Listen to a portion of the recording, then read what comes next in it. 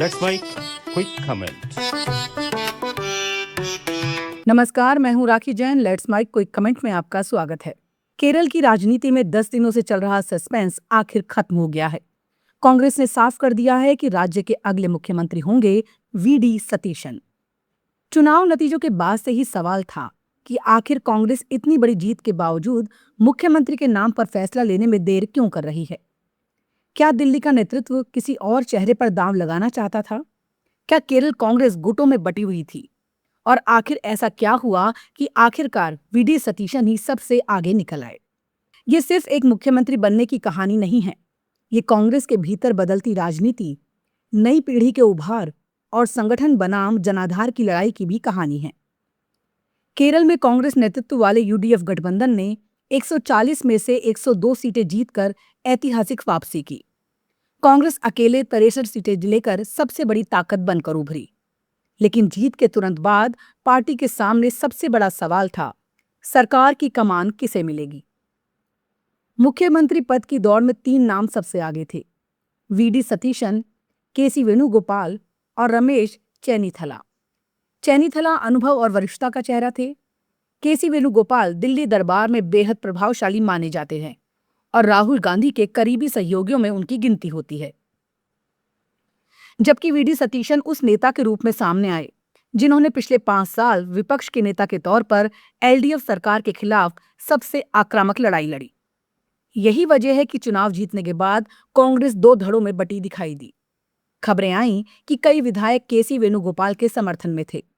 दूसरी तरफ जमीनी कार्यकर्ताओं और सहयोगी दलों का बड़ा हिस्सा सतीशन के साथ खड़ा था। वायनाड तक में पोस्टर लगाए गए। इनमें कांग्रेस हाईकमान को चेतावनी देने वाली भाषा इस्तेमाल हुई।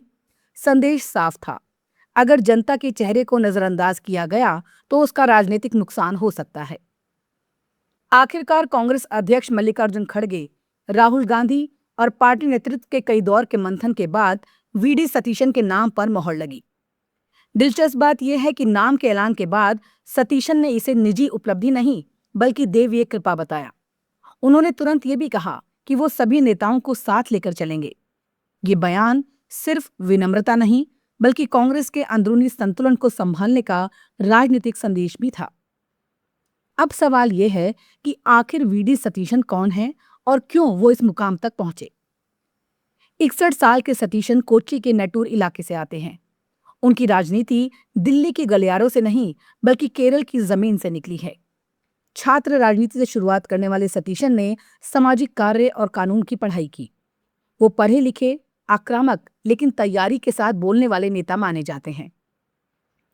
2001 में वो पहली बार परूर सीट से विधायक बने और फिर कभी चुनाव नहीं हारे। धीरे धीरे उन्होंने खुद को कांग्रेस के एक ऐसे चेहरे में बदला जो विधानसभा के भीतर और बाहर दोनों जगह एलडीएफ सरकार पर लगातार हमलावर रहा। लेकिन सतीशन की सबसे बड़ी राजनीतिक बाजी इस चुनाव में लगी। उन्होंने सार्वजनिक तौर पर कहा था कि अगर यूडीएफ को 100 सीटें नहीं मिली तो वो राजनीति छोड़ देंगे। ये बयान जोखिम भरा था, लेकिन नतीजे आए तो गठबंधन ने 102 सीटें जीत ली। यानी सतीशन का दावा सच साबित हुआ। राजनीति में ऐसे दांव अक्सर नेताओं को या तो खत्म कर देते हैं या बहुत बड़ा बना देते हैं। सतीशन के मामले में यही दांव उन्हें मुख्यमंत्री पद तक ले आया। हालांकि उनके सामने चुनौतियां भी कम नहीं हैं। आलोचकों का कहना है कि उन्होंने कभी मंत्री पद नहीं संभाला, इसलिए प्रशासनिक अनुभव सीमित है। केरल जैसी राजनीतिक रूप से बेहद जागरूक और गठबंधन आधारित राजनीति वाले राज्य में सरकार चलाना विपक्ष की राजनीति से बिल्कुल अलग चुनौती होगी। दूसरी चुनौती कांग्रेस के अंदरूनी समीकरण है। पार्टी ने भले फैसला कर लिया हो, लेकिन यह भी साफ है कि मुख्यमंत्री चयन की प्रक्रिया ने अंदरूनी खींचतान को खुलकर सामने ला दिया। सतीशन को अब सिर्फ सरकार नहीं चलानी बल्कि कांग्रेस के अलग अलग गुटों को भी साथ रखना होगा। लेकिन कांग्रेस नेतृत्व ने आखिरकार जिस चेहरे को चुना उसके पीछे एक बड़ा संदेश भी छिपा है।